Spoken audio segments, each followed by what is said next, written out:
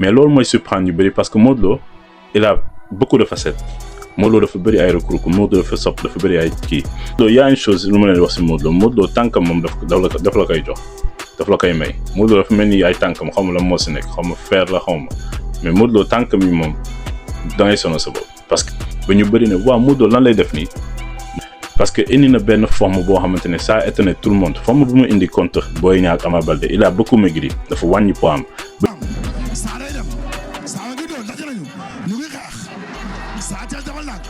vous avez vu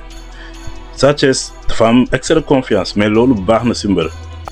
mais bizarrement lu ma gis contre moi ak Eumeu Sène gisuma Sa Thiès ba mu doon gis man à mon avis. benn nit mooy gagné sport de combat. loolu mooy si pression bi kenn rek moom bon dans tous les sports de toute façon benn gagnant rek moo mun a am mais ce que je veux dire mooy pression bu si nekk parce que c'est 1 contre 1 kenn la 1 to 1 loolu moo tax mu metti amoo there's no tag team munoo def remplaçant moo def dara lépp si yow la devant tout le monde donc que le meilleur gagne comme on dit and we're gonna go and have a look at some of the combats ñu seetaan yenn kii dernier combat yi ñu revenir. All right, guys, let's go. Bon, nañ dem xool combat yi comme j'ai dit les 3 derniers combats ou bien 4 même mais je peux dire que ne 4e bi parce que les derniers 4 day xaw a sori parce que c'était Sa Thiès Reug Reug je pense su ma juumul et aussi tamit c'était Eumeu Sène contre Modou Lo parce que Modou Lo ba mu jëlee compte bi c'est Eumeu Sène sur le combattre les 3 champions. Sa Thiès ba mu jógee si premier combat am bon quand je dis premier combat ba mu jógee si combat am ak Boy Niang si la teglee yeneen combat yi donc est-ce que peut-être du ma delluwaat ba foofu mais on verra nañ seetaan combat yi d'abord. Saa day dëggal boppam ñu ngi lay toog damay wet le fils de De Gaulle contre le fils de Double Less Sa Thiès Boy Niang Sa Thiès Boy Niang saa moom na day dëggal boppam nee na ko taxawal Sa Thiès Boy Niang saa day dox ci kawam saa day dem saa ma ngi doon daje nañu ñu ngi xeex Sa Thiès defal nag. vous avez vu Sa Thiès dafa am excès de confiance mais loolu baax na si mbër am na fu muy baaxee si mbër am na foo xamante ne mën na la lor comme vous avez vu mais Sa Thiès loolu mooy mën-mënam Sa Thiès il a confiance envers lui-même. dafa am confiance en soi Sa Thiès loolu si mën-mënam la bokk du la xaar loolu je peux dire que ne si seen deret la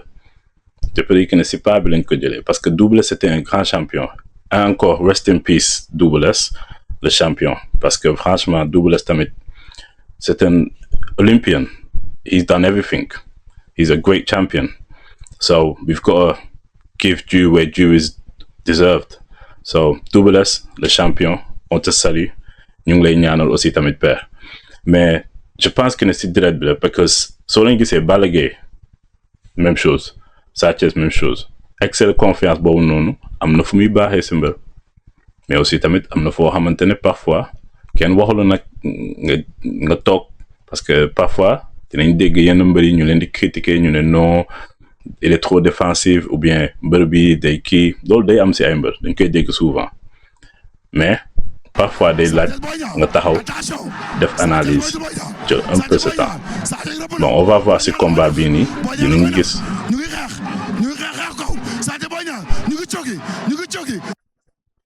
est-ce que fii teelul song est-ce que Sa Thiès teelul song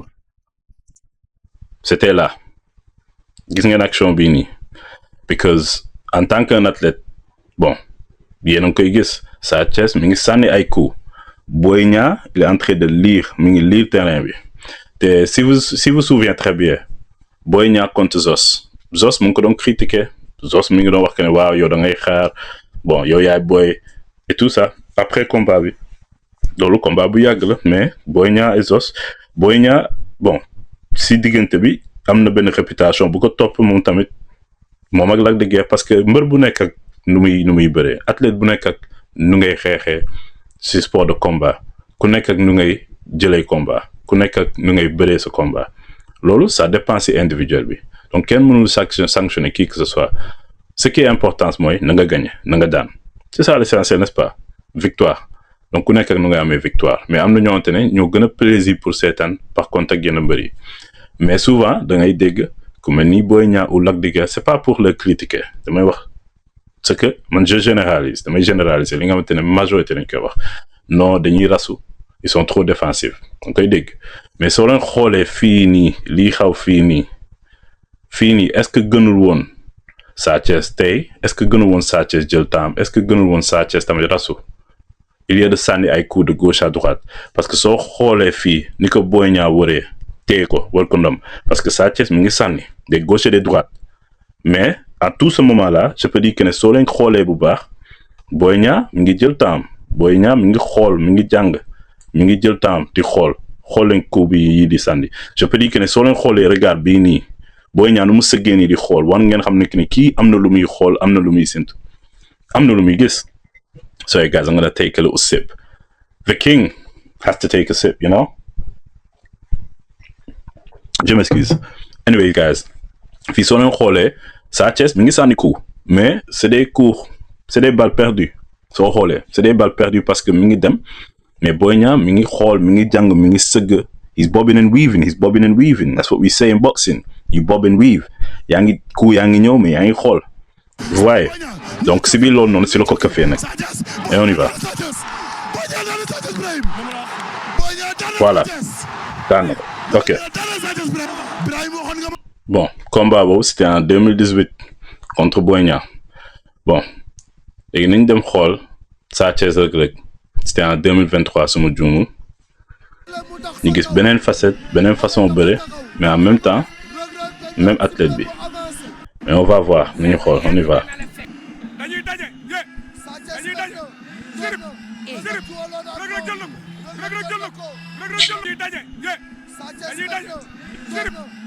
soo leen xoolee le premier coup Sa Thiès moo njëkk a sànni encore waaye Sa Thiès mooy njëkk a sànni voilà lii laa doon wax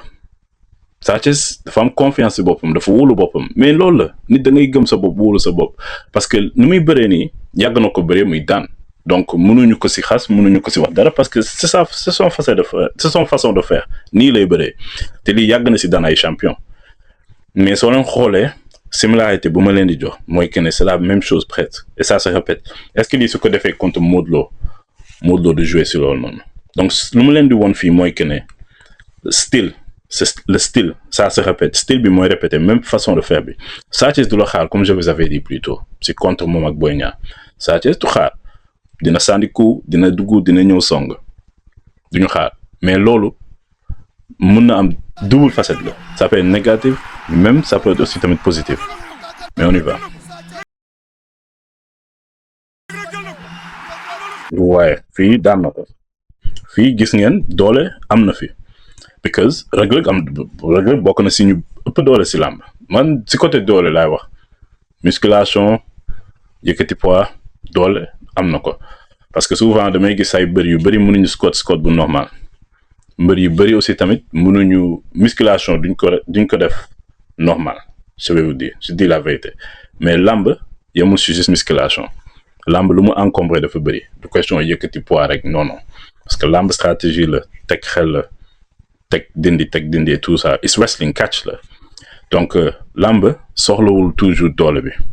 because doole trop de musculation day tax nga dëgg day tax nga serré doo mun a am flexibilité du moins tu seras pas trop flexible il faut nga léger il faut nga am flexibilité il faut nga am mobilité loolu suy jouer mais soo yëkkatee poids de trop dina la xañ yenn yi mais Sa Thiès am na flexibilité am na mobilité am na vivacité loolu am na équilibre aussi tamit te am na doole donc tey jii nii su munee def lii nii Reug Reug doole feeñ na fa because Reug Reug am na doole c'est un grand champion on va regarder fii nii vous voyez because daf ko dëpp Reug Reug moo ko jël bon et on avance ñu dem xool Sa Thiès contre je peux dire c'était Sa Thiès contre Eumeu Sène because ñëpp xam nañu lu xaw si diggante Sa Thiès ak Reug Reug gis nañu deuxième round bi nu mu demee et tout ça donc pas la peine mais on avance ñu dem xool Sa Thiès contre Eumeu Sène parce que Sa Thiès contre Eumeu Sène tamit bon dinañu gis beneen Sa Thiès mais presque c'est la même personne c'est la même athlète bi la mais en 2024 gisoon nañu Sa Thiès ak Eumeu Sène ñu xool style bi aussi tamit mais bon comme je disais encore une fois les gars Sa Thiès dafa am confiance dafa gëm boppam mais bizarrement lu ma gis contre moi ak Eumeu Sène gisuma Sa Thiès bu mu doon gis man à mon avis je peux dire que ne respect bi la foofu Sa Thiès dafa wone respect dafa wone grand contre petit sama mag laay bëre jox naa ko ci selon sama xalaat because amoon na ay côté yoon te mënoon na ko gën a exploiter man mun naa ne je peux dire que ne Sa Thiès bëggul woon sax dóor Eumeu Sène ba blessé ko man dama gis que ne Sa Thiès dafa xaw a téye boppam c'est mon avis c'est mon opinion mais bon nañu seetaan combat bi et on verra.